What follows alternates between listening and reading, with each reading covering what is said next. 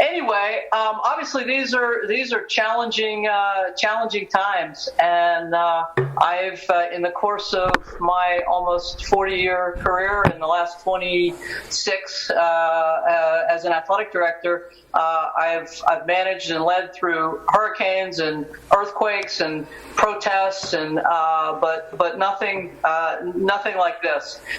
This is obviously kind of a once in a lifetime, hopefully a once in a lifetime thing for all of us, no matter what line of work that we're in. I certainly hope that all of you are safe and well, and your families as well. And for those of you who have close friends or family who are first responders or in the healthcare, please know that we're our prayers are with them, and hope that they are staying safe and well as well.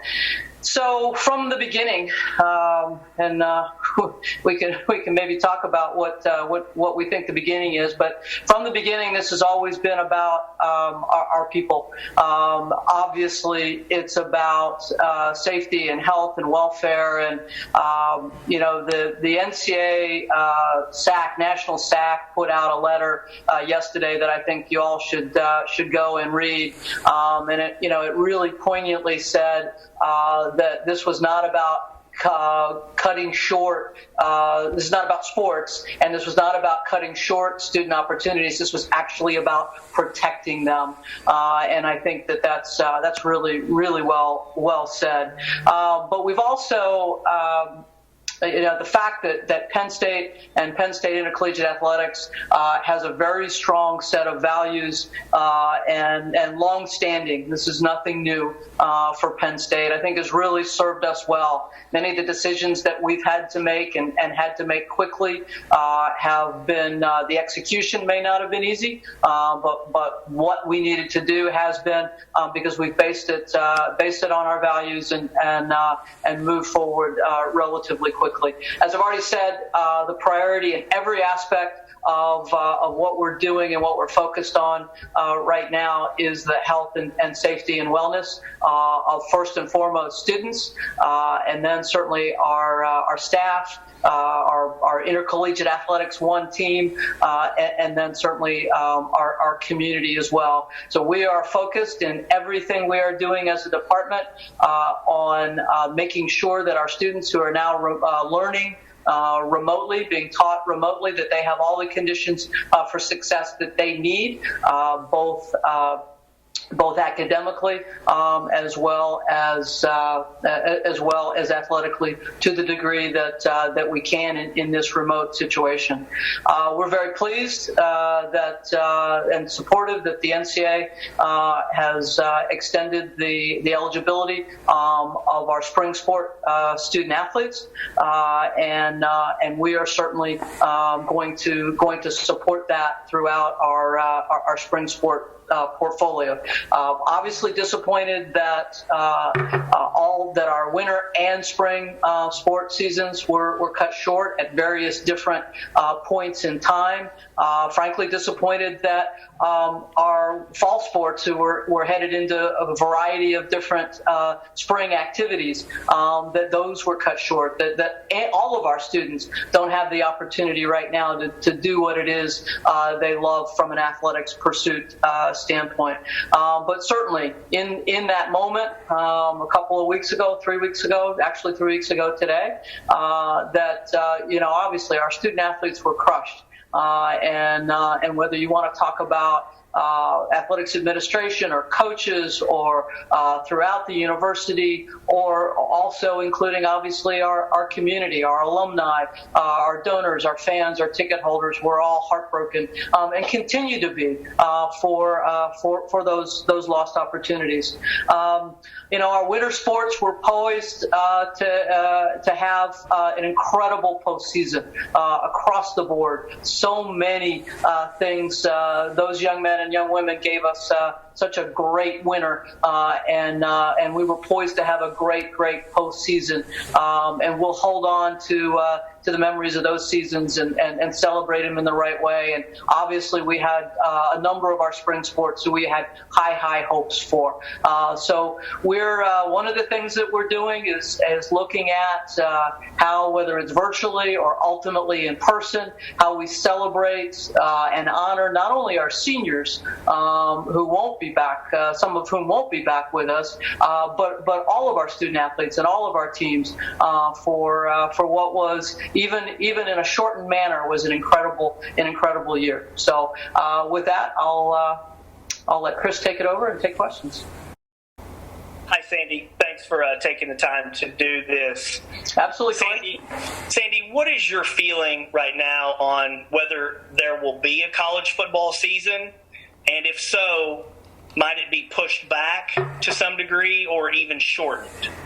Yeah, so Corey, really, I mean, right now we don't have those answers in terms of when, and so what we're doing is we're spending our time, number one, on the things that we do know, things that we have certainty around, and then we are also looking at all the analytics, talking to all the experts that we have at our disposal to understand whatever the timing is, what are our time frames? What do we need for safe and healthy return to play for student athletes? Not in terms of exact dates, but in terms of time frames. How long do we need for our fall sports to come in and restore fitness, and then obviously health and safety to return to play? We also know that those decisions about what the point in time will be will obviously be guided by health and safety. We hope that that's sooner than later, but the work that we're doing will prepare us for whenever that date is, that we then know what kind of ramp up we need, how we might fit a football season, a volleyball season, or whatever season it is into a time frame.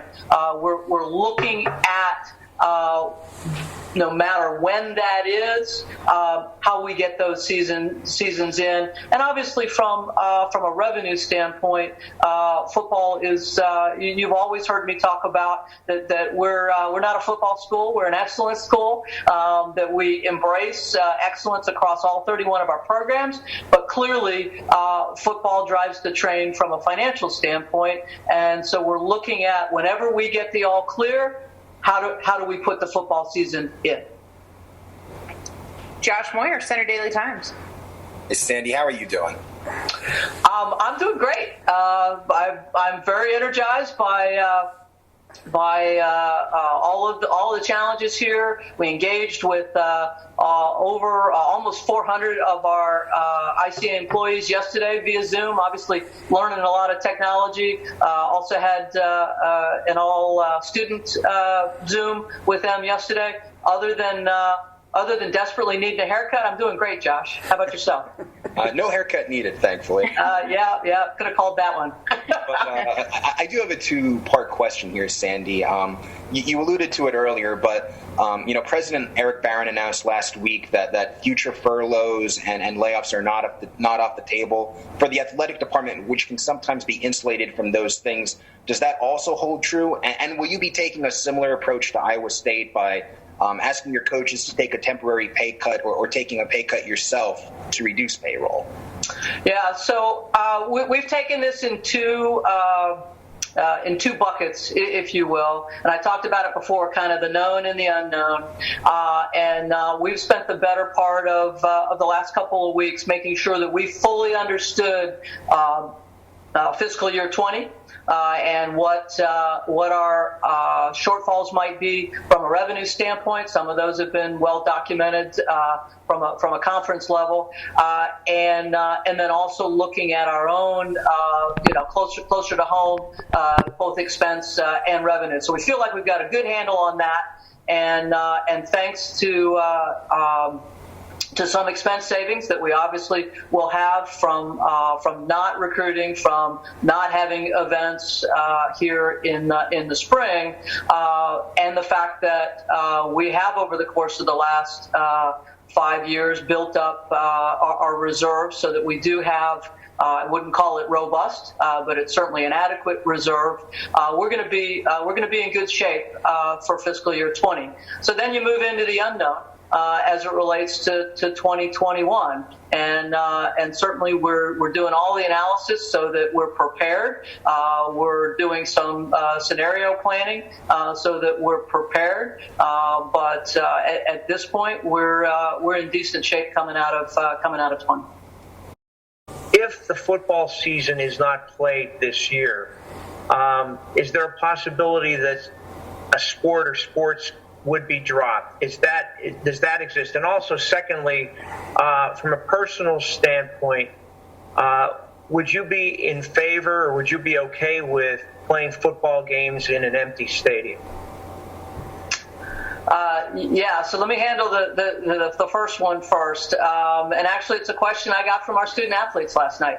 And obviously, that's in response to everybody kind of going to doomsday from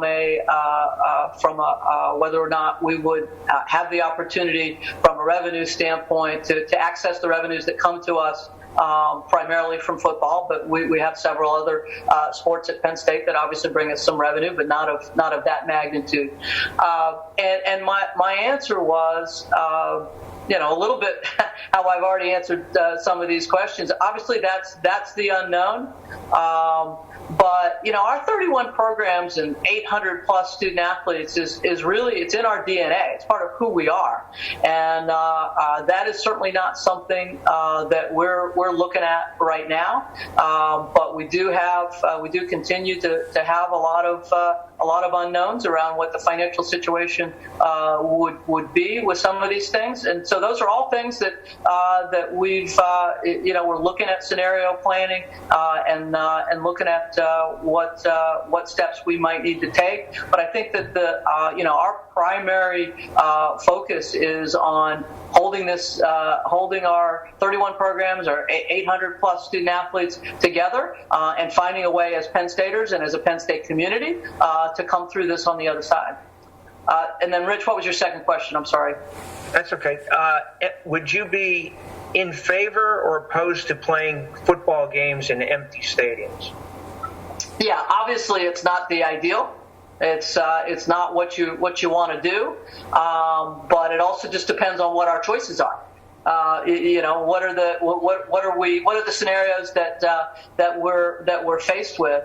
I'll go back to kind of one of our major principles, and that is we're not coming back to campus, whether it's students or whether it's student athletes. They're not coming back to campus until it's safe and healthy and prudent to do so. So I'm not sure whether a situation where it's not wise or prudent to have folks in the stands marries up with it's okay to have students back on campus.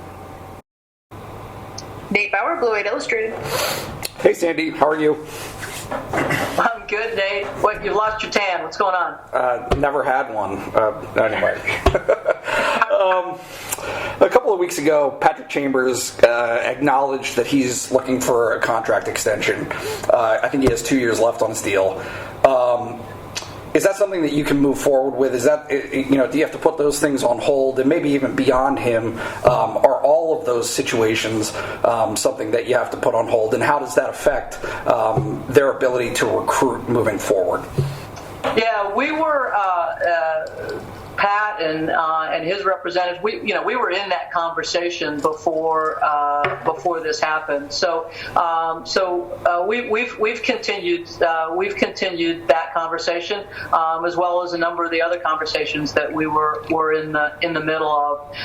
Now certainly some of the institutional wide positions and obviously again the unknown do limit us in some of the things we're going to do, but there's business that needs to continue as well. Audrey Snyder, The Athletic. Hey, Sandy, good afternoon. Audrey, how you doing? I'm good. I appreciate your time. You mentioned a few times that ramp-up period, and obviously it's out of your control, but James had mentioned last week that you guys were starting to look at days, and you mentioned 60 days. I mean, is that the ideal number for a football season, that it would have to ideally 60 days before you could get going, or what maybe is a little more realistic? Yeah, I think that 60 days. Now we've relied on our sports science folks, strength and conditioning, what we call our performance team, our head team physician, and to really look at this from a health and safety standpoint. And I think we believe, given the amount of time that training has been, it's not off. Our guys are still finding ways to train and keep their fitness levels up. But that for football, we think that 60-day window is right about right.